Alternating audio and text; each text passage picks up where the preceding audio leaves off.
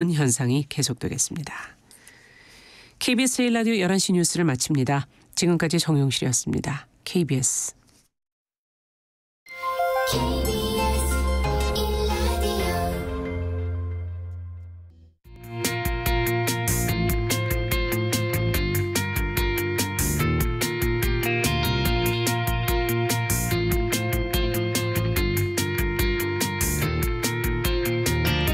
신성원의 뉴스 브런치. 안녕하십니까. 아나운서 신성원입니다. 지난 8월 말 정부가 발표한 내년도 예산안에는 예산이 삭감되거나 감축된 분야들이 있었죠. 최근 국회에서는 여성과 관련된 분야에 대한 예산 삭감을 두고 관련 단체들의 공동행동과 토론회가 잇따라 열렸습니다. 지난 10월 30일에는 여성폭력 방지와 피해자 지원에 대한 예산 감축을 철회하라며 여성단체, 또 시민사회기관 등의 공동행동에 나섰고요. 31일에는 일터에서 성차별, 성폭력, 임금체불 등의 피해를 겪는 노동자를 지원하는 민간 고용평등상담실의 폐지를 막기 위한 토론회도 열렸습니다. 오늘 첫 번째 뉴스픽에서는 내년도 예산안을 통해서 여성폭력 피해자들과 여성 노동자들에 대한 이야기 짚어보도록 하겠습니다. 통계청이 오늘 발표한 10월 소비자 물가 동향을 보면 지난달 소비자 물가 지수는 지난해 같은 달보다 3.8% 상승했습니다. 물가 상승률이 지난 3월 이후 7개월 만에 최고치를 기록한 건데요. 요즘 오르지 않은 게 없다라고 할 정도로 물가 상승 체감할 수 있습니다. 조만간 이 대표적인 한 소주 브랜드의 경우 출고가를 9.3% 올리기로 하는 등 소주와 맥주의 가격 인상도 예고돼 있는 상황이고요. 이럴 경우에 식당에서 파는 주류 가격도 훌쩍 뛰게 돼서 소주와 맥주가 각각 한 병씩 시키면 13,000원, 또 15,000원까지도 예상되고 있는 상황입니다. 오늘 두 번째 뉴스픽에서는 주류 가격으로 보는 물가 이야기 함께 나눠보겠습니다. 11월 2일 목요일 신성원의 뉴스 브런치 문을 열겠습니다.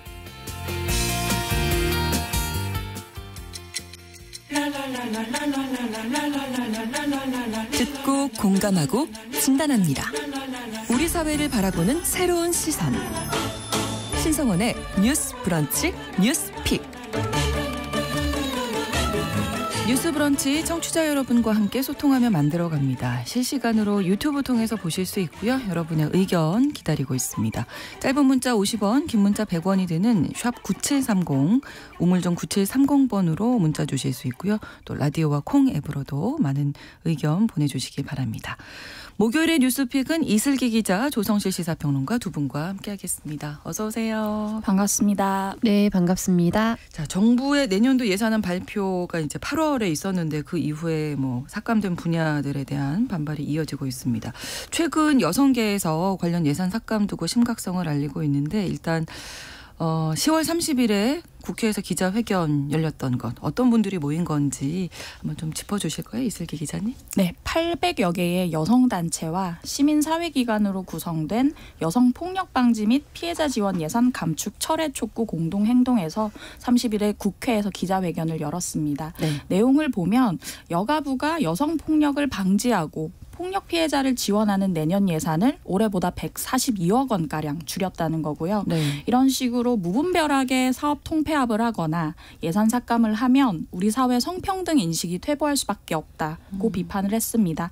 이 자리에는 이제 전국의 가정폭력 상담소 직원분들이 한 500여 명 정도 참여를 하셨고요. 네. 국회에서 용해인 의원, 장혜영 의원, 권인숙 의원 등 국회 여성가족위원회 위원들도 함께했습니다. 네, 국회의원들 그리고 여러 여성단체들이 공동으로 대응을 했는데 일단 그 가정폭력 상담소, 성폭력 피해자 지원 등이 관련 예산이 어느 정도나 축소가 된 건가요? 네, 예산안을 살펴보면 이제 가정폭력 상담소 운영 관련 예산이 27.5% 정도 삭감이 됐어요.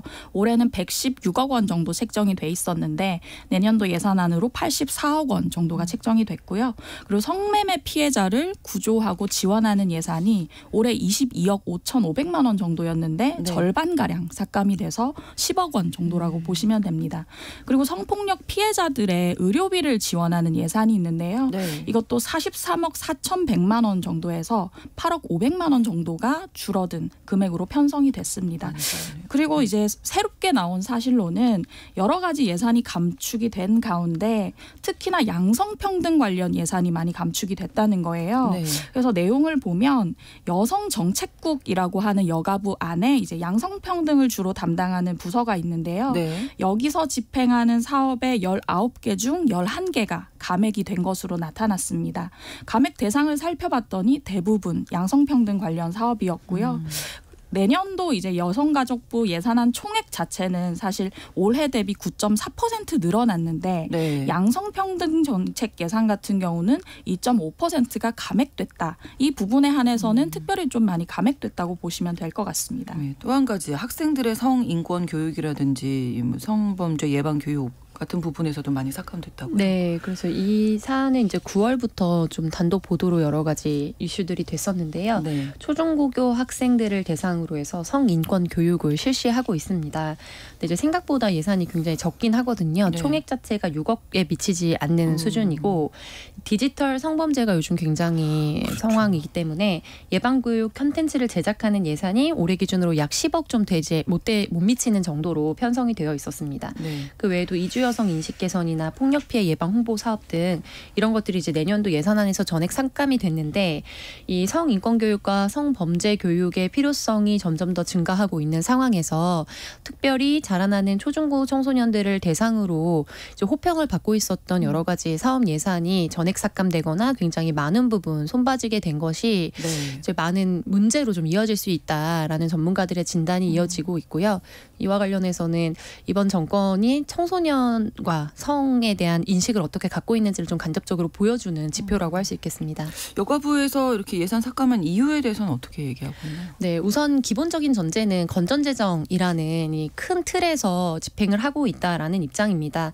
그래서 뭐 사안마다 조금씩 다르기는 합니다만 기본적으로 사업 집행률 이 저조하거나 혹은 타 부처의 사업과 중복되는 부분이 있다. 그리고 효과성이 삭감 사유가 되고 있습니다. 그래서 예를 들면은 사업이 집행되고 있는 건수를 중심으로 해서 네. 건수가 생각보다 예산 투입률 대비 너무 적다거나 공공기관에서 하고 있는 것과 중복되는 사업이 있어서 그거를 아예 공공의 영역으로 민간 협치의 이제 역사를 오래 가지고 있었던 전문 분야의 산업들을 네. 이제 아예 가져오겠다라는 의지를 표명한 분과들이 있거든요. 그래서 근데 그런 것들이 사실은 이 성평등과 관련된 성차별 사안의 특수성이 좀 반영돼서 민간 협치가 오랜 세월 싹을 틔우고 좀 전문성을 꽃피워온 것이기 때문에 그렇죠. 그 부분 자체를 아예 고려하지 않은 결정이다라는 측면에서 많은 비판을 받고 있습니다. 네, 이 단체들의 입장은 좀 다른 거죠. 네, 맞습니다. 아까 평론가께서 말씀해 주신 부분이랑 일맥상통하는 부분이 있는데요. 네. 일단 이 단체들에서는 여가부가 뭐 지원 실적이 미비하다 내지는 뭐 관련 지원 시설의 입소율이 저조하다. 네. 그리고 누군가는 부정수급을 받기도 했다. 이런 얘기를 하면서 사업의 효율화를 얘기했는데 사실은 이런 수치가 중요한 것이 아니다. 그렇죠. 피해자를 원스톱으로 이제 상담에서부터 치료까지 쭉 지원해 오는 이 과정이 이제 집계상으로는 한 건인데 네. 한 건이 갖는 효과가 어마어마하다라는 얘기를 하고 있고요. 또 시간이 오래 걸릴 수도 있죠. 그렇죠. 네. 이제 워낙 네. 뭐 피해 상황을 밝혀보고 사안을 따지는 것 자체가 굉장히 오래 걸리는 사안이니까요. 네. 근데 이러한 그 뭐 가정폭력 상담소라든지 디지털 성범죄에 특화된 상담소 같은 경우는 그 해당 범죄에 따른 어떤 전문성들을 갖고 있기 때문에 피해자에 대한 2차 피해 방지 같은 부분에서도 어떤 특별한 역량을 발휘하는 면이 있는데 네. 지금 여가부에서 얘기하는 건 이런 전문 상담소를 대폭 줄이고 통합 상담소를 만든다는 거거든요. 근데 통합 상담소를 만들면 이런 이제 부문별 지원에 문제가 생길 수도 있고 네. 그리고 통합 상담소를 만든다고 하면 거기에 관련 지원 예산도 많이 배정을 해줘야 되는데 그런 상황이 아니어서 앞으로 더 힘들어질 수 있다. 그렇기 때문에 실질적인 피해자의 치유나 회복을 원한다면 네. 예산의 확보나 예산의 효과성을 도모할 수 있는 제도를 정비해야 한다고 지금 중심 여성 단체들에서 주장을 하고 있습니다. 네. 그리고 지금 잠깐 말씀이 나왔지만 지난 31일에 국회에서 네. 이제 민간 고용평등 상담실 또 살려야 한다 이런 토론회도 있었던 거잖아요. 네, 저희 같은 맥락에서 네, 볼 수 맞습니다. 있고요. 저희 네. 방송에서도 좀 수차례 네, 언급을 네. 드렸었는데요.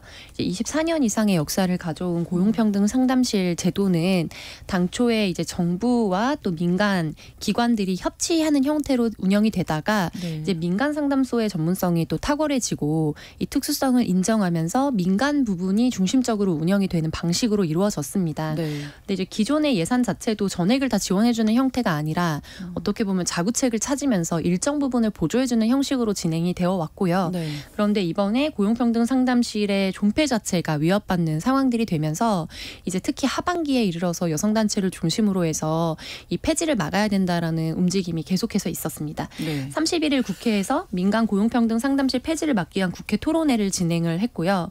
그래서 여기 같은 경우에 작년만 하더라도 뭐 1만 건 이상의 상담 건수를 커버하기도 했고 그리고 전국에 19개 정도가 있는데 이미 19개가 있어도 지리적인 접근성의 문제가 좀 존재하는 게 현실입니다. 그렇죠. 네, 특정 권역 같은 경우에는 한 개밖에 없기 때문에 심리적으로 굉장히 취약해져 있고 또 이제 성차별 문제라든지 아니면 성폭력 문제의 피해자가 된 당사자들 같은 경우에는 이제 상황을 개인적으로는 이렇게 정합적으로 사고할 수 있는 상황 자체가 초기에는 좀 어렵거든요. 그렇죠. 그래서 전문 네, 조력자의 지원이 굉장히 필요하고 그것이 온라인이나 전화만으로는 좀 한계가 있어서 직접 찾아가서 방문 상담을 한다든지 이런 일들이 잦습니다. 근데 지금도 구조적으로 거리상의 문제가 있는데 이제 이걸 관으로 통합했을 때 가능하겠느냐는 문제 그리고 직접 증거 위주의 이제 어떤 그런 증명이 필요한 영역에서 사실 민간 협치의 가장 강점은 그런 부분의 간접적 정황이나 이런 것들을 충분히 듣고 상담 서비스를 지원하면서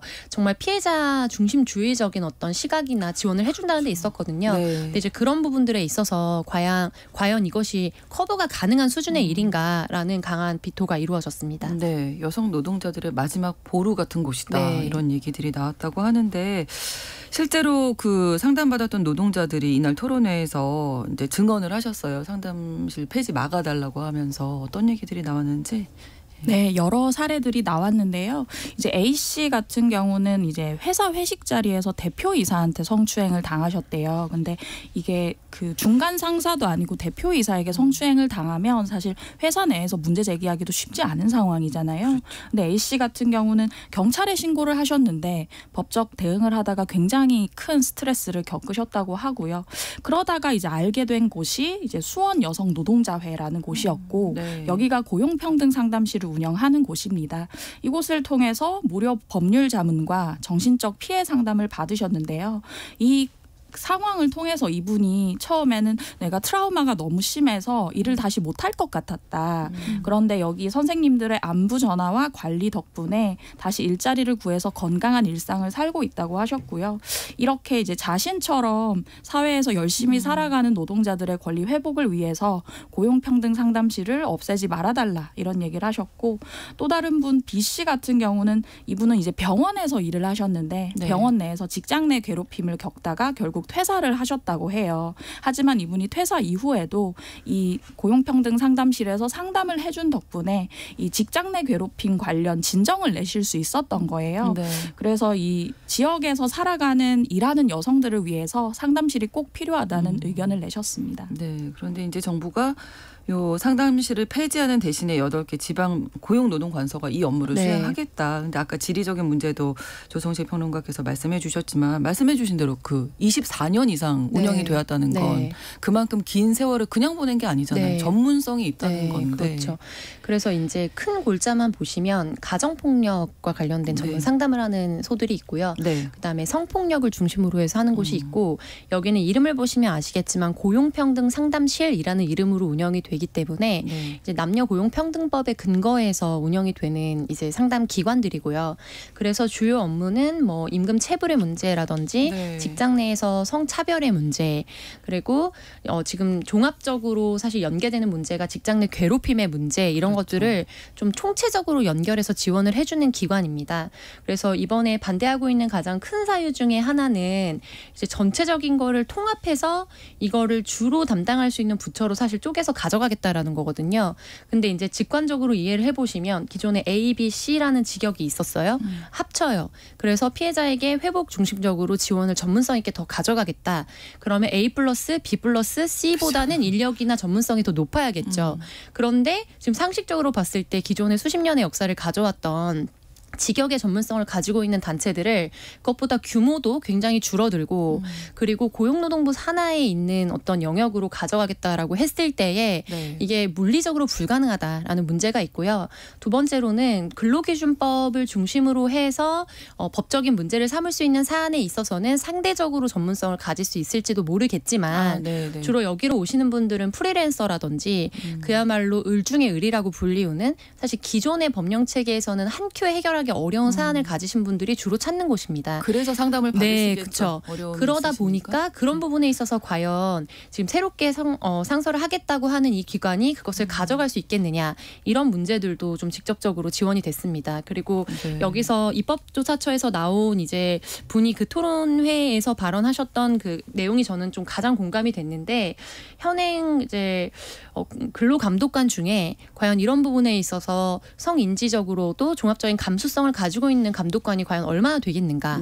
그렇다면 1차 조사 단계에서부터도 사실 벽을 맞이할 수밖에 없다라는 취지의 발언을 이제 토론문에 담으셨어요. 그래서 저는 이런 부분도 굉장히 중요한 지적이라고 생각했습니다. 예전에 저희가 그 임금체불 문제 다뤘을 때 근로감독관들의 업무 지금 현재 업무로도 맞습니다. 과중하다 이런 얘기가 나왔었는데 사실 전체적으로 이제 살펴보면 특히 여성과 관련된 어쨌든 이 예산들이 좀 많이 삭감이 된 터라 뭐 이런 얘기들이 나오고 있는 것 같습니다. 여성을 향한 폭력, 뭐 직장 내 성희롱, 성차별 이런 것들은 현존하는 거잖아요. 네, 여러 차례 말씀드렸지만 그 고용평등 상담실 관련해서 더 말씀을 드리자면 이제 직장 내 괴롭힘, 성희롱 이런 게 굉장히 심각 수준인 걸 여러 가지 지표를 통해 알 수 있거든요. 그 지난달 10일에 이제 직장 갑질 119에서 공개한 설문조사 결과를 보면 여성 근로자의 절반이 직장에서 아가씨 또는 아줌마 같은 성차별적인 호칭으로 불린 경험이 있다는 거예요. 그리고 이제 10명 중 8명, 여성 근로자 10명 중 8명 같은 경우는 내가 이러한 피해를 입어도 정부가 젠더 폭력으로부터 나를 보호하지 못할 것이다. 어떤 창구가 없을 것이다라고 생각을 하시는 거예요. 그래서 말씀하셨던 것처럼 이 고용평등 상담실이 어떻게 보면 최후의 보루처럼 사실은 내가 아가씨나 아줌마라는 얘기를 들었을 때 어떻게 대처해야 할지 좀 당황스럽고 사실 이게 좀 법적으로 성희롱의 문제라 해결이 잘 안 될 수는 있지만 그럼에도 불구하고 여타 다른 사람의 의견을 한번 들어보고 내 마음을 나눠보고 싶잖아요. 진정시킬 필요가 있잖아요. 근데 방금 말씀하셨던 그 근로감독관의 문제를 좀 들어보면 사실 지금 이제 정부 입장은 노동부에서 지방 고용청에서 이 일을 맡으면 오히려 이제 사건 조사나 감독이 유기적으로 연계될 수 있다라고 하는데 근로감독관 1인당 업무량이 많다는 거 저희가 많이 말씀도 드렸지만 옛날 추계를 보면 실제로 지방 노동청이 단독으로 고용평등 상담을 수행한 적이 있었어요. 그게 1999년인데요. 그때 상담 건수가 300여 건에 불과했습니다. 이렇게 이제 여성 노동자 10명 중 5명은 성희롱 관련 피해를 입고 있지만 이제 얘기를 할 수 있는 건수는 300여 건이었는데 고용평등 상담실이 2000년에 설치가 되고 나니까 5천여 건으로 늘었고요. 작년 같은 경우 13,000여 건까지 늘었다는 거거든요. 이렇게 말할 수 있는 창구 자체를 넓혀준다는 것. 그리고 사실은 지방노동관서가 여성들이 이렇게 비비될 수 있는 언덕으로 자리 잡고 있는지 그것도 한번 생각을 해볼 여지가 있다라는 생각이 듭니다. 그렇습니다. 그리고 그 교육 관련해서요. 디지털 성범죄 뭐 너무나 다양한 수법으로 지금 온라인에서 SNS에서 일어나고 있기 때문에 사실 교육이 정말 중요하다고 생각이 들거든요. 네. 그래서 좀 생뚱맞은 연결일 수도 있지만 클라우디아 골딘이 이번에 노벨 경제상 수상하면서 자라나는 남성 세대를 교육하는 것이 중요하다라는 논조에 이제 강연들을 계속해서 해왔고 메시지를 내온 성과를 또 평가받은 거기도 하거든요. 그래서 이거는 여성이 예를 들면 여성이 대다수의 피해자이기 때문에요. 자신이 피해로부터 자기를 보호할 분별할 수 있는 역량을 그리고 그 분별하는 기준 같은 것들을 체화하는 과정으로서의 의미도 있고 또 자신이 주 피해 그룹에 속해 있지는 않지만 어떤 감수성과 평등의 의식을 가지고서 이거를 범죄 문제로 볼 것인가를 이제 자라나는 남성 청소년들에게 가르쳐주는 의미도 굉장히 중요하게 있는 거거든요. 네네. 그래서 이제 그리고 젠더에 대한 여러 가지 그렇죠. 관점들을 또 총합적으로 제시해줄 수 있기도 하고요. 네. 근데 이런 부분에 있어서 이제 예산이 삭감되는 거는 표면상으로는 명백한 명분이 있긴 합니다. 왜냐하면 국내에 이제 내년도 재정의 어떤 건전성의 문제 반복해서 말씀드리지만 근데 저는 사실 수면 아래에 이것이 청소년을 어떤 존재로 바라보고 있는가 그리고 여성가족부 폐지 수순을 앞두고서 기존의 여성가족부가 주요하게 해왔던 핵심적인 역할을 어떻게 각 부처로 쪼개서 이제 자연스럽게 연착륙시킬 건가의 문제가 이 예산에 좀 반영이 되어 있다고 보고 있거든요. 그래서 특히 이제 성교육, 특히 성인권 교육, 감수성 교육 같은 경우에는 이제 그 뭐 유네스코나 이런 기준으로 한 포괄적 성교육이라는 이름으로 사실 학내에서도 여러 성평등 교육들이 좀 이루어지고 있었습니다만 네. 일각에서는 이런 센터들에서 운영하는 교육들이 지나치게 청소년이나 아동들의 성적 호기심을 자극한다라는 보수 단체로 불리우는 곳들에 강력한 비토가 있었던 것도 사실이고 이와 관련해서 뭐 금서로 지정해 달라라는 캠페인이 있다든지 이런 수면 아래에서의 굉장히 많은 정치적인 입장 차와 좀 폭력과 차별들이 좀 난무하는 사건들이 있었어요. 그래서 이런 기조 아래에서 이제 국가적 지원을 뭐 전액을 받든 일부를 받든 받아서 그거를 발돋움으로 삼아서 좀 매개적으로 학생들과 만날 수 있는 사업 자체가 사라지게 된다는 거는 사실은 이 위에 수면 아래 돈이 모자라고 어떤 부처에서 하고 있는 사업과 일정 부분 중복되기 때문에 한 곳으로 몰아주겠다라는 것보다는 훨씬 더 큰 의미를 갖고 있다.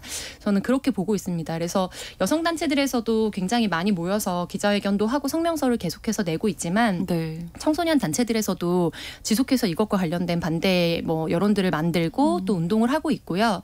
그리고 무엇보다 이제 그 여성가족부에서 하는 사업이 젠더와 관련된 사업만이 아니거든요. 그러니까 청소년 파트는 전반적으로 다 감당을 합니다. 그렇죠. 그러니까 청소년 정책 개발 사업이라든지 이렇게 해서 청소년들이 무슨 좀 더 주도적으로 자기가 참여할 수 있는 캠페인들을 만드는 사업 예산도 전액 삭감되거나 많은 부분 삭감이 됐어요.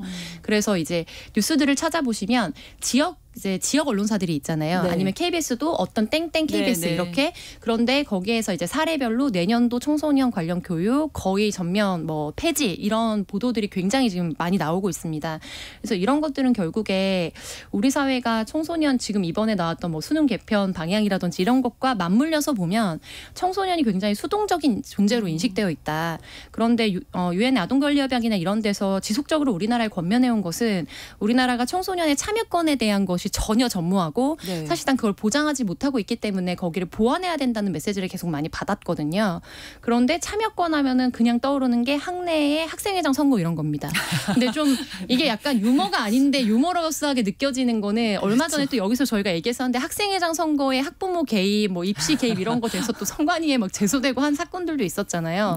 그래서 학생들의 참여라는 거는 어른들이 뒤에서 뭔가를 만들어줘서 입시에 사용할 만한 리더십으로 길러내는 일이라고 생각하는 거, 피동적 존재로 생각하는 거 이런 모든 것들이 사실은 하나의 줄기 아래에서 이루어지는 작업이다.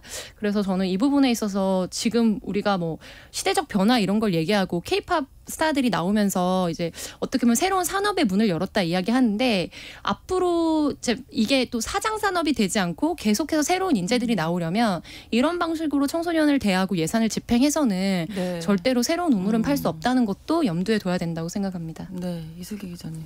네, 그 여성가족부를 제가 한 1년 정도 출입을 하면서 옆에서 지켜보면 조금 아쉬웠던 부분이 이제 재정 건전성 얘기를 하면서 사업을 줄이거나 혹은 관련 부처로 이관을 하거든요. 근데 사실 어떻게 보면 정부 부처 가운데 성인지적 관점을 갖고 있는 부처는 이 부처밖에 없고 그렇기 때문에 이관을 하더라도 어떤 원칙이 있어야 되고 계속 주시를 해야 하는데 이번 예산 삭감 부분에서도 그런 점이 좀 아쉽더라고요. 일례로 이제 가정폭력 가해자를 분야를 교정하는 프로그램 예산이 있어요. 네. 사실 가정폭력 가해자 같은 경우도 이제 뭐 어떤 처벌을 받거나 하더라도 가정으로 돌아와야 되는 상황일 수도 하기 때문에 네. 이들에 대한 교정이 굉장히 중요하잖아요. 그렇죠. 그래서 지난해만 하더라도 이 관련 예산이 한 8억 원 가량 책정이 돼 있었는데 올해 전격적으로 폐지가 된 거예요. 네. 그래서 여가부에 왜 폐지가 된 거냐라고 했더니 그 관련 교육은 법무부나 이 법원 행정처 쪽이 더 잘할 것 같아서 이관이 됐다라고 얘기를 했는데 법무부나 법원 행정처에 이제 언론에서 문의를 해봤더니 관련 사항 없다, 잘 모른다라는 답변이 나온 거예요. 근데 사실 여가부는 이런 식으로 다른 부처에 어떤 말을 해야 하는 상황이 굉장히 많은데 네. 뭐 국감이나 뭐 기타 등등 전체 회의 이런 데서 지켜보면 그 관련 부서에서는 여가부에 들은 바 없다라고 얘기를 할 때가 굉장히 많고요. 그렇게 해서 기사에 나갈 때 이제 정부 부처 엇박자 이렇게 나가는 거거든요. 여러분들 많이 제목으로 보셨을 거예요. 예, 예. 근데 이런 문제 가정 폭력에 있어서 만약에 피해를 입었다고 하면 제일 먼저 달려갈 곳이 뭐 경찰일 것이고요. 이제 그렇죠. 피해자 지원, 가해자 교정은 결국 여가부가 할 텐데 그런 점에서 좀 주시를 해줬으면 좋겠다라는 생각이 듭니다. 네.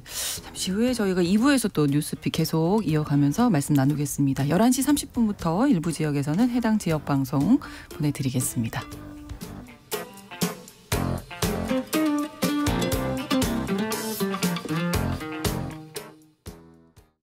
지금 시각은 11시 30분입니다. KBS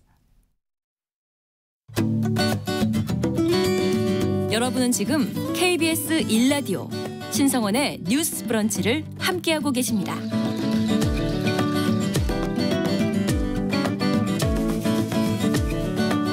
네. 앞서서 이제 첫 번째 뉴스픽에서 특히 여성과 관련된 예산이 삭감되고 고용평등 상담실이 폐지되는 이런 이야기 나누면서 이게 숫자로만 이야기할 수 없는 게 분명히 있지 않나. 그래서 이게 딱 숫자가 어떤 예산이 투입이 되고 바로 효과가 나타나지 않더라도 긴 미래를 통해서 꼭 필요한 것들이 있잖아요. 저 너무 공감하는 부분인데요. 지금 숫자적으로 예산 투입 대비 건수가 효과성이 없기 때문에 이제 부처 산하의 직속 기관으로 가져가겠다라고 하면 결국에 부처에서 제공해주는 서비스의 질은 이미 예상이 되는 겁니다. 그렇죠. 왜냐하면 숫자를 네네. 그거보다 더 많이 쳐내야 되거든요. 네, 그렇기 때문에 하는 사람도 부담이 되고 찾아가는 사람도 활동가와 만나는 것과 주임과 만나서 사실 그 관공서의 압박 속에서 이 자기구술을 한다는 거는 어렵죠. 완전히 천지차가 나는 일이라고 보시면 네. 될 것 같습니다. 저 이 부분 또 저희가 계속 이야기를 좀 해야 할 것 같습니다. 첫 번째 뉴스픽을 이렇게 마무리하고요. 두 번째 뉴스픽으로 넘어갈 텐데 뭐 물가 이야기입니다. 뭐 많은 부분이 장바구니 담다 보면은 금방 뭐 몇만 원 넘어가더라고요. 근데 소주, 맥주 시민들이 즐겨 찾는 주류 인상 가격도 예고가 돼 있어서 많이 좀 실감하실 것 같아요. 식당에서 뭐 이제 술 좋아하시는 분들은 계산을 이제 하시는 거죠. 소주 이렇게 시키면 얼마가 넘어가겠구나. 이제 약간 눈치를 보게 되는 이런 상황이에요. 이미 오른 것들도 있죠. 그렇죠. 제가 이 기사들을 보면서 대학 때 생각이 났는데 네. 제가 대학 다니던 15년 전쯤에 국밥 하나와 소주 하나면 8,000원이면 됐어요. 근데 지금은 국밥 하나 소주 하나 시킨다고 하면 15,000원 정도까지 생각해야 그렇죠. 되고 그 정도는 거의 2배 가까이 됐다. 그러면서 네, 생활 네. 물가가 확 와닿더라고요. 그러네요. 그래서 지금 주류 가격 인상 현황을 좀 예. 말씀을 드리면 네. 이제 하이트 진로 같은 경우에 오는 9일부터 이제 소주 가격을 6.95% 인상한다고 밝혔습니다. 네. 이제 80원 정도 된다고 보시면 되고요. 이제 대상은 이제 360ml 소주병 저희가 생각하시는 그것과 1.8리터 미만 페트류 소주가 인상 대상이고요. 뿐만 아니라 이제 그 맥주 출고가도 이 하이트 진로에서 평균 6.8% 인상을 같이 한다고 밝혔고요. 그리고 이전에 이제 인상을 진행한 주류 회사도 있어요. 네. 오비 맥주 같은 경우는 지난달 11일부터 맥주 가격을 평균 6.9% 정도 올렸는데요. 이게 많이 올랐네 생각보다. 이제 지금 이제 네. 마트에서 집으실 때 네. 아마 체감이 될 텐데 이뿐만 아니라 이제 다른 소주나 맥주를 생산하는 롯데 칠성음료 같은 것도 가격 인상을 검토하고 있다고 합니다. 네. 그래서 이 주류 관계자들 얘기를 들어보면 이제 원재료값 같은 것들이 다들 인상이 됐기 때문에 가격 인상 요인이 업계마다 다들 비슷비슷하고 이제 서로들 눈치를 보는 와중이었다라는 얘기를 하고 있습니다. 업계 따라 다르지만 이제 뭐 다음 주에 이제 오른다고 하니까 이번 주말에 막 또 드시는 거 아닌지. 예. 사놓으시고 그러시는 거 아니겠어요? 네. 순간 그런 생각이 들었는데 네. 사실 이게 이제 출고가가 인상되는 건데 식당에서 우리 체감은 더 그렇죠. 비싸지잖아요. 네, 그래서 만약에 1,000원씩 오를 것 뭐 같은데요. 통상적으로 소주 네. 판매가가 원가 대비 100원 정도 오르면 네. 식당에서는 뭐 1,000원이나 500원, 뭐 많으면 1,500원, 그 네, 시장에 네. 따라서 다르겠죠. 그렇죠. 그래서 오른다. 그래서 뭐 소맥을 한 병씩만 시켜도 15,000원에 육박할 것이다. 너무 너무 부담되는 거잖아요. 몇 명이 나눠 마실 수 있죠?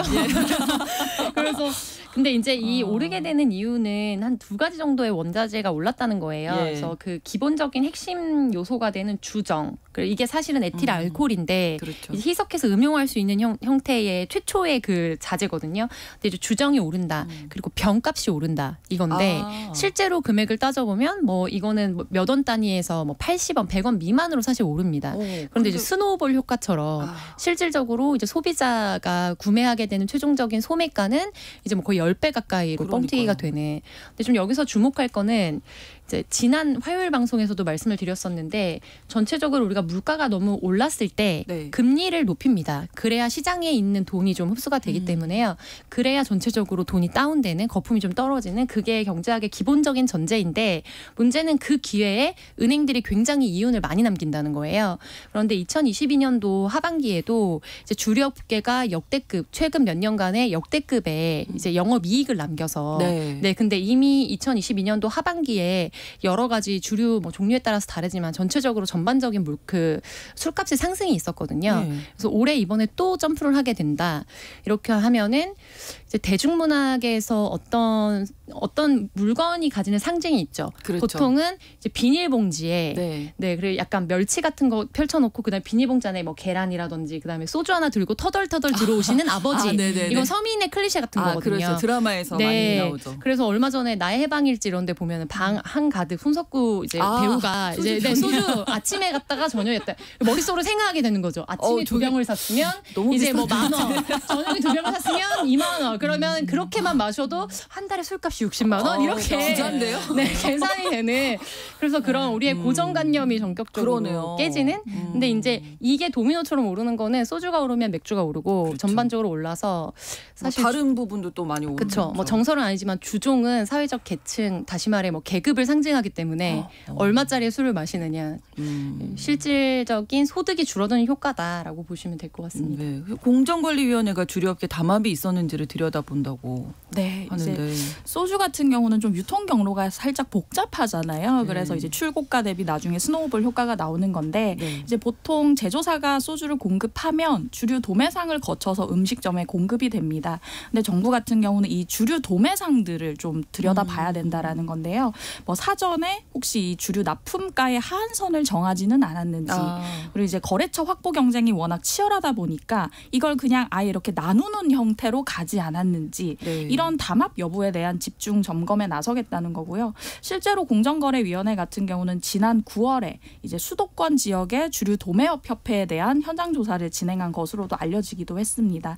또한 이제 나오는 분석 가운데 하나는 이제 주류 도매상뿐만 아니라 주류업체 전반에 대한 국세청의 세무조사가 나올 수도 있다라는 얘기가 나와요. 왜냐하면 과거에도 이제 주류 가격을 좀 인상하는 걸 자제하라라는 분위기일 때 정부가 세무조사 카드를 꺼내든 적이 몇 번 있기 때문에 이런 이제 세무조사나 공정위 조사가 같이 진행될 수도 있다는 분석이 나오고 있습니다. 이전에 이제 오늘은 술값 얘기를 하지만 우유값도 뛰어서 지금 뭐 빵, 아이스크림 다 오르고 있거든요. 그러니까 밀크플레이션이다 이런 얘기도 나오고 있는데 전반적으로 다 물가가 이렇게 오르다 보니까 월급이 물가를 따라가지 못한다. 그렇죠. 그게 좀 체감이 되거든요. 내 월급 빼고 다 올랐다. 네. 이게 심각한 문제입니다. 실질 임금이 지금 계속 감소세에 있는 거죠. 네, 맞습니다. 이제 우유 같은 걸 말씀드리면 우유가 우리가 그냥 우유만으로 마시기도 하지만 카페 라떼에도 먹어서 드시고 뭐 빵에도 들어가는 재료들이기 때문에 지금 밀크플레이션이 현실화가 됐고요. 이달 원유값만 해도 이제 음용유 마시는 우유 기준 한 리터당 88원 정도 올랐어요. 그리고 이제 우리들의 실질 임금 자체도 6달 연속 하락을 했거든요. 그래서 지난달 말에 이제 고용노동부가 발표한 조사 결과를 결과를 보면 이제 물가 수준을 반영한 월 평균 실질 임금이 353만 원인데요. 네. 이게 같은 기간 대비 1.6% 감소한 거예요. 작년 동기 대비.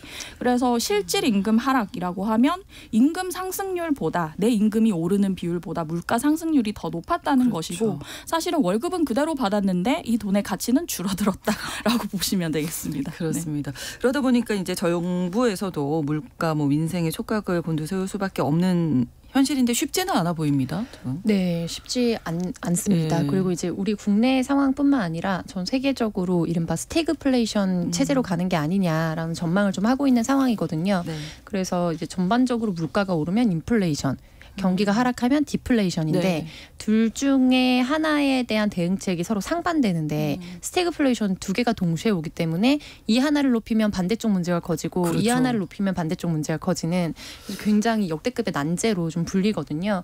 근데 좀 여기에 더 안 좋은 뉴스를 더하는 게 중동의 여러 가지 상황들이고 그렇죠. 네, 중동의 상황은 사실 이제 그 원유의 의미가 좀 다르지만 유가라고 불리우는 기름값이 올라가면 또 연동해서 오르게 되는 부분이 있고요.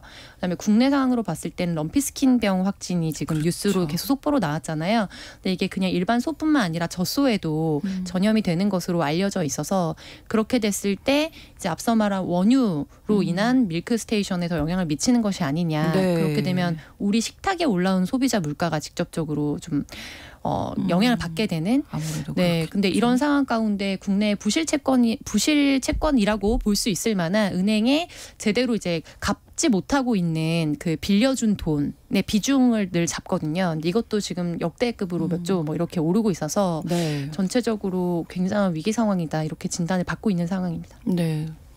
대책이 뾰족한 대책은 없을 것 같죠. 네, 오늘 같은 경우도 이제 추경호 경제부총리가 관계장관 회의를 개최해서 이제 물가 얘기를 했어요. 네. 정부에서도 비상인 것이 사실 주류 업계에서 인상 얘기가 나오던 그 날이 윤석열 대통령이 시정연설하면서 네. 물가 잡겠다고 했던 날이어서 정말 비상이 걸렸고 그래서 지금 정부에서 내놓은 방안 중에 좀 눈여겨볼 만한 게 이제 곧 김장철이 다가오잖아요. 네. 그래서 먹거리 가격 안정 대책에 주력하겠다라고 해서 배추나 무 같은 김장 재료에 대해 역대 최대 규모인 245억 원을 투입하겠다라는 얘기를 했는데 이게 얼마나 영향을 미칠 수 있을지는 조금 향후 추세를 지켜봐야 할 것 같습니다. 그렇습니다. 목요일의 뉴스픽 마무리하겠습니다. 이슬기 기자, 조성실 시사평론가 두 분과 함께했습니다. 고맙습니다. 감사합니다. 수고하셨습니다. 신성원의 뉴스 브런치는 여러분과 함께합니다. 짧은 문자 50원, 긴 문자 100원이들은 샵 9730. 무료인 콩앱과 일라디오 유튜브를 통해 참여해주세요.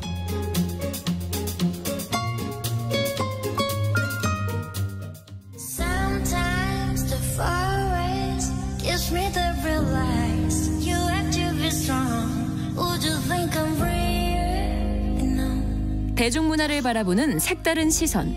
뉴스 브런치. 문화로운 세계. Feel, take a deep 날카로운 시선으로 대중문화와 사회 현상을 바라보는 시간 문화로운 세계입니다. 오늘도 문화평론가 손희정 씨와 함께하겠습니다. 어서 오세요. 네, 안녕하세요. 오늘 어떤 이야기 준비하셨을까요? 네, 오늘 이제 넷플릭스에서 지난주에 공개한 재팬 애니메이션 플루토 이야기를 준비를 했는데요. 네. 러시아의 우크라이나 침공, 하마스 이스라엘 전쟁 등 열전이 세계적 스케일로 일어나고 있는 지금 좀 함께 이야기 나눠볼 만한 명작입니다. 네. 플루토가 그 만화 원작이 있다면서요? 네, 이게 플루토는 일본의 만화가 우라사와 나오키의 동명의 원작을 굉장히 충실하게 화면으로 옮겼는데요. 네. 배경은 인공지능 로봇과 인간이 함께 섞여 사는 먼 미래입니다. 네. 7명의 최강 로봇이 지상 최대 로봇인 플루토에게 연쇄적으로 살해를 당하는 일이 벌어지고요. 최강 로봇 중 한 명인 유로폴의 경찰 게지히트가 이 살인 사건을 해결하기 위해서 범인을 추적하는 이야기를 담고 있는 스릴러이기도 하고 SF이기도 합니다. 네. 자, 이 원작자가 아주 유명한 작가잖아요. 네, 우라사와 나오키. 예. 예. 이름만 들어도 아시는 분들 네. 계실 텐데요. 전 세계적으로 사랑받는 작가이고요. 한국에서도 인기가 매우 높습니다. 그래서 야와라, 네. 해피, 이런 이제 스포츠 만화부터 마스터 키튼, 몬스터, 그리고 20세기 소년 등의 대표작이 있는데요. 네. 저도 너무너무 좋아하는 작가이고요. 네. 근데 이제 플루토의 경우에는 이 대단한 원작자가 더 대단한 만화가의 작품을 바탕으로 해서 재창조한 작품인데요. 네. 그가 누구냐면 바로 데즈카 오사무입니다. 철한 아톰으로 역사의 길이 남아있는 작가이기도 하죠. 우라사와 나오키는 철한 아톰의 에피소드 중에 지상 최강의 로봇을 리메이크하고 싶어 했고요. 데즈카 오사무의 아들인 이미 돌아가신 후였기 때문에 아들인 데즈카 마코토에게 리메이크 요청을 합니다. 네. 그때 이제 데즈카 마코토가 단순한 오마주가 아니라 우라사와만의 작품으로 그려달라고 요청을 했다고 해요. 이제 아버지의 지지 않는 작가라는 점을 아마 인정했기 때문인 것 같은데요. 그렇게 해서 이제 2003년에 연재가 시작이 돼서 2009년까지 총 8권으로 완결이 됐습니다. 네. 6, 7년에 걸려서 이제 연재를 한 셈이죠. 이 만화책은 한국에도 번역이 되어 있어요. 네. 근데 작품이 완성됐을 때 그 아드님이 이제 데즈카 마코토가 우라사와 버전에 대해서 고도로 숙련된 편집 테크닉과 일관된 완성도를 보이는 뛰어난 작품이라고 이제 극찬을 했다고 합니다. 그렇군요. 이 아톰의 에피소드를 리메이크하면 그럼 아톰도 나오겠네요? 네, 뭐 아톰과 아톰의 동생인 우란, 예, 그리고 아톰을 만든 아버지인 텐마 박사, 네. 그 우란을 만든 오차노미즈 박사 다 등장을 하고요. 네. 지상 최강의 로봇이라는 에피소드의 기본 설정들을 차용을 하고 있습니다. 근데 이때 이제 지상 최강 로봇은 그 악당인 플루토를 뜻하는 거였는데요. 네. 이제 플루토가 등장을 또 하게 되는 거죠. 1965년에 플루토가 철한 아톰 시리즈에 등장을 했었는데요. 요 이제 기본적인 플롯들을 좀 가지고 옵니다. 하지만 원작과는 그림체도 완전히 다르고요. 그러니까 머리 이렇게 아톰의 삐친 머리를 보고 네. 아 얘가 아톰이구나 그걸 이제 알아볼 수 있는 그 정도로, 예, 정도로 다르고 그렇게 이제 우라사와풍으로 그림체와 이야기가 완전히 재창조되어 있어서요. 또 다른 재미를 느끼실 수 있습니다. 네, 지금 이 시대에 시사하는 바가 많은 작품이라고 처음에 말씀을 해주셔서 어떤 작품인지 궁금합니다. 더 이야기 줄거리 들려주시죠.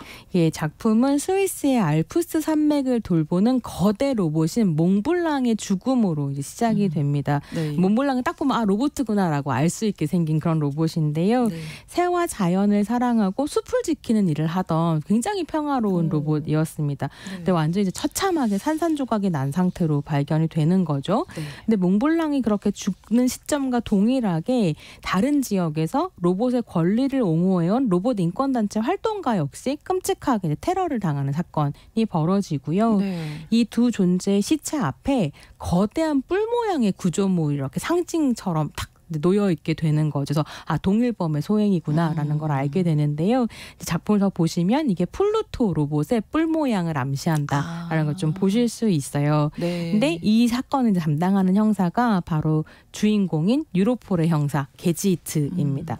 이 게지히트는 세계 최고의 형사이면서 또 최강 로봇 중에 한 명인데요. 네. 게지히트 같은 경우에는 유기체 몸을 가지고 있어서 완전히 사람처럼 보이는 안드로이드예요. 그래서 이제 보통은 사람인지 로봇인지 잘 구분을 못하지만 뭐 수사를 하거나 이런 걸 보면 아 사람일 수는 없겠다 이런 거를 이제 알 수 있죠. 네. 그러니까 블레이드 러너의 해리슨 포드를 떠올려 보시면 네. 약간 좀 닮았습니다.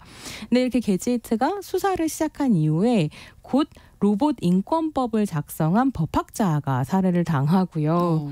또 한 천재적인 음악가의 집에서 집사로 일하고 있던 최강 로봇 노스 2호까지 죽게 되면서 이게 반 로봇 단체 활동인 건 아닌지 그러니까 로봇이 권리를 가지게 되면 네, 요즘 네. 사회의 소수자 차별처럼 로봇을 혐오하는 사람들이 정치 세력화되기 시작하는 거죠. 그렇죠. 그래서 반 로봇 단체가 활동을 하고 있는데 걔네들 짓이 아닐까라고 생각을 하게 되는데 또 이제 반전을 거듭하게 됩니다.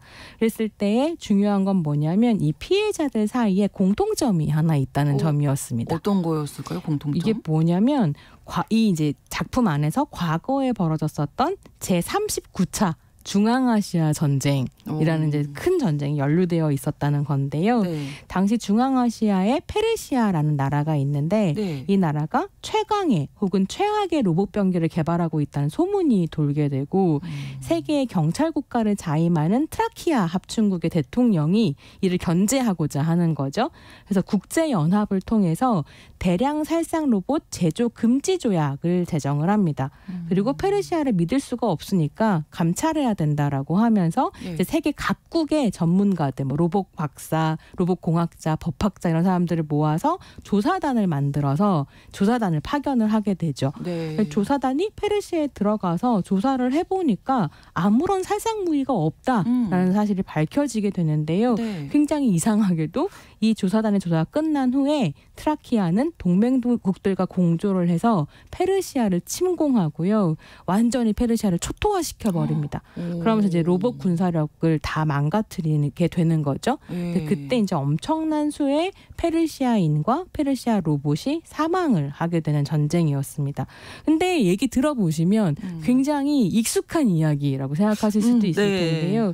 실제로 2004년에 현실 세계의 미국이 대량 살상 무기를 핑계로 이라크를 침공하죠. 그리고 실제로 살상 무기는 없었고요. 무고한 사람들이 그야말로 죽어나갔던 이라크 전쟁이 발발했습니다. 그리고 이 이라크 전쟁에 대한 어떤 비판적인 시선이라고 하는 게 또 우리나라에서는 봉준호 감독의 괴물에 이제 들어가 있기도 했죠. 어쨌거나 다시 작품으로 돌아와 보면 이때 연합국이 세계 최강의 로봇 7명을 전쟁에 차출을 하게 돼요. 처음에 죽었던 몽블랑, 이후에 차례차례 죽게 되는 브란도, 지금 이제 이렇게 수사를 하고 있는 게지히토 같은 이제 로봇들이 차출이 됐었던 건데 이 5명은 전투에 참전해서 수없이 많은 로봇을 죽이게 됩니다. 근데 7명이라고 말씀드렸잖아요. 나머지 2명이 이제 남아 있는데 그 중에 1명이 아톰이에요. 근데 아톰은 어린아이의 형상을 한 로봇이기 때문에 진짜 최강이지만 살상에는 동원이 되지 않았고요. 약간 이제 평화를 얘기하는 어떤 평화 대사로 활동을 하게 됐었던 거죠. 저는 이게 좀 재미있다고 생각했는데요. 어린아이의 모습을 하고 있기 때문에 어린아이에게는 살인 혹은 살로봇을 저지르게 하지 않는 이런 이제 어떤 전략이 있는 셈이고요. 그러네요. 다른 한 명이 엡실론이라는 로봇인데 얘도 정말로 강하거든요. 근데 엡실론 같은 경우에는 명분 없는 전쟁에 반대를 하면서 병역 거부를 합니다. 그래서 이후로 계속 비겁한 비겁한 로봇이라고 비난을 받지만 실제로는 필요할 땐 나서서 기꺼이 이제 자기가 사랑하는 것들을 지키기 위해 움직이는 비겁하지 않은 사람인 거죠. 지금 엡실론은 어떤 일을 하고 있냐면 그 페르시아 전쟁에서 고아가 된 아이들을 돌보는 일종의 시설 같은 걸 운영을 하면서 이제 이 살인 사건을 또 해결하기 위해 동분서주하죠. 근데 엡실론 같은 경우는 이 사건 자체를 폭력으로 해결하면 안 된다는 이야기를 계속 하게 됩니다. 그래서 이렇게 차례차례 살해당하고 있는 로봇이 7명의 로봇들이었던 거고 인간들은 그 조사단에 참여했었던 전문가들인 거죠. 네, 그러니까 그 뭐 39차 중앙아시아 전쟁이라는 어떤 명분 없는 전쟁에서 지금 복수로 이어지고 있다. 이렇게 이야기가 그렇게 흘러가게 되는 건데요. 이 작품을 설명하는 단 하나의 대사를 꼽으라고 한다면 저는 게지히트의 대사를 꼽을 수 있다고 생각하는데요. 뭐냐면 증오로부터는 아무것도 태어나지 않는다라는 말을 이제 게지히트가 하게 돼요. 이걸 이제 조사를 하는 과정에서. 그래서 플루토라는 작품은 전쟁이라는 증오의 연쇄고리 안에 갇히면 어디로도 가지 못한다. 그저 끝없는 살상만 남을 뿐이다. 거기에서 죽는 것은 과연 누구인가? 이런 질문 같은 것들을 이제 하고 있고요. 강하게 이제 반전 평화의 메시지를 전하면서 또 병역 거부자의 형상을 등장시킨다는 게 굉장히 인상적이기도 한 거죠. 그래서 다른 선택은 가능하다 이런 이야기를 전하고 있습니다. 근데 이게 총 8부작이고요. 8시간이 넘어서 이 이야기를 다 자세하게 이제 전할 수는 없지만 제가 너무 좋아하는 캐릭터를 하나만 소개를 좀 더 드리고 싶은데요. 1편에 등장하는 캐릭터라서 대단한 스포일러는 아닙니다. 누구냐면 바로 노스 2호인데요. 아까 노스 2호 나왔었잖아요. 노스 2호는 완전한 전쟁병기로 애초에 디자인이 되어서 온몸이 무기거든요. 그래서 이제 그 중앙아시아 전쟁에서도 굉장히 큰 공을 세웠었던 로봇인데요. 이제는 인생의 황혼기를 보내고 다니고 있는 한 유명한 작곡가의 집에서 조용하게 집사로 일을 하고 있습니다. 근데 이 작곡가의 로봇 혐오가 또 대단해가지고요. 너는 밥이나 하고 뭐 이렇게 해라라고 무시하면서 막 피아노도 못 만지게 하고 그래요. 너 따위가 뭐 음악을 이해할 수 있겠냐. 근데 이렇게 미움을 받으면서도 노스 이오가 계속 이 작곡가한테 뭐라고 얘기하냐면 피아노를 칠 수 있게 해달라. 피아노를 가르쳐달라라고 이야기해요. 근데 작곡가가 너 같은 전쟁병기는 음악을 연주할 수 없다. 이렇게 말하거든요. 그냥 흉내를 낼 뿐이지. 근데 그때 노스 이오가 이렇게 얘기합니다. 그래서 배우고 싶습니다. 피아노 치는 법을. 왜냐하면 다시는 전쟁터로 돌아가고 싶지 않기 때문이죠. 라고 얘기하거든요. 그래서 또 이 작곡가와 노스 이오 사이에 어떤 이제 이야기들이 펼쳐지는데요.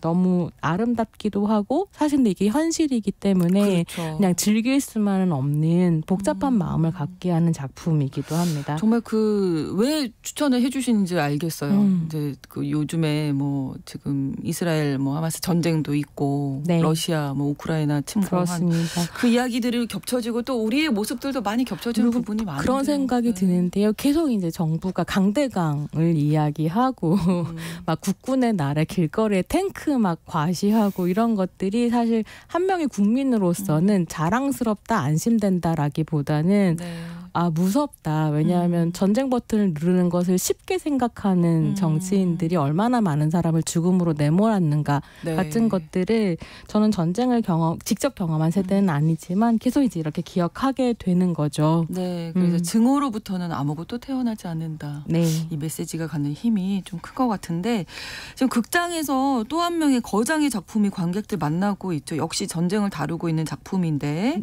은퇴를 번복하고 돌아온 거장입니다. 미야자키 하야오의 그대들은 어떻게 살 것인가 이 작품이죠. 네, 이게 제목이 워낙에 또 크고 무거운데다 복잡해서 그대들은 어떻게 살 것인가. 어찌할 겸 뭐 이런 식의 제목을 줄여서 얘기를 하기도 하는데 이제 2차 세계대전을 배경으로 전쟁통에 어머니를 잃은 소년이 어떻게 전쟁을 경험하고 나름의 방식으로 성장해가는가에 대한 이야기이고요. 미야자키 하야오 감독이 끊임없이 다뤄온 그 주제들을 좀 반복하고 있기도 해요. 그래서 결핍을 가진 어린아이가 이 세계, 그러니까 다른 세계로 빠져들게 되면서 거기에서 자신의 어떤 비밀도 알게 되고 친구도 만나게 되고 기이한 경험을 하면서 드디어 이제 성장해내는 이런 이야기인데요. 뭐 평가는 많이 갈리는 것 같습니다. 호불호가 좀 있는 것 같더라고요. 이전 작품보다 훨씬 불친절하고 내 작품을 쭉 봐왔으면 알지 않겠니 이런 마음이신 건지 그래서 이제 뭐 약간 호불호가 갈리는 부분이 있는데 하필이면 이제 비슷한 시기에 공개가 됐기 때문에 플루토가 전쟁을 성찰하는 방식과 비교를 해볼 수밖에 없는 거죠. 게다가 일본이 전범 국가이기 때문에 전쟁을 다루는 텍스트에 2차 세계대전을 넣어서 해석하게 되는 건 굉장히 자연스럽다라는 생각이 드는데요. 플루토는 강한 반전 메시지, 전쟁을 쉽게 생각하는 국제정치에 대한 어떤 날카로운 비판을 담고 있다면 그대들은 같은 경우에는 좀 더 회고적이고요. 굉장히 향수적입니다. 그러니까 이 시기에 전쟁의 공포나 두려움 같은 것들을 그리기보다는 그냥 어떤 혼란한 시대를 살았었던 한 개인의 성장담 을 얘기를 하고 근데 제목이 그렇잖아요. 그대들은 어떻게 살 것인가라는 거대한 질문을 던졌는데 너무 사소한 개인적 이야기를 펼쳐낸다는 느낌이 드니까 굉장히 보수적이다라는 생각이 들었고요. 그런 의미에서 저는 오펜하이머하고도 좀 비슷하더라고요. 그 어마어마한 핵폭탄을 터뜨린 나라에서 오펜하이머라고 하는 천재를 중심으로 이 대량 살상 무기에 대한 이야기를 펼쳐낼 때 아무리 비판적인 시선을 담고 있다고 하더라도 미국인에게 그 버튼을 가지고 있는 어떤 정당성을 이제 보장해주는 이런 부분에서 두 작품이 좀 닮았나 이런 생각을 좀 해보기도 했습니다. 자, 오늘 문화로운 세계에서 아톰의 탄생기 애니메이션으로 플루토 자세하게 소개해드렸습니다. 문화평론가 손희정 씨와 함께했습니다. 고맙습니다. 네, 감사합니다. 뉴스 브런치 내일 다시 오겠습니다. 고맙습니다.